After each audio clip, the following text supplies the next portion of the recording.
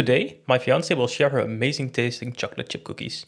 They are vegan, chewy and not too sweet, so in my opinion, perfect. We want to start by preheating the oven to 175°C. Add your flour, baking powder and vanilla extract to your mixing bowl. Add the baking soda with a bit of salt and mix everything together. When everything is combined, set the bowl aside. In another bowl, add your butter, applesauce and sugar. Mix until creamy. Now, add your two mixtures together and mix until everything is combined. Just before you're done, drop in your chocolate chips and be sure your chips are spread throughout the dough. Now, grab 2 tablespoons worth of dough and roll into a ball. Place them on a baking sheet with some baking paper on it and be sure to leave enough space in between the balls. Smash the balls down a little bit with your hands. Now, place them in the middle of the oven for around 10 minutes.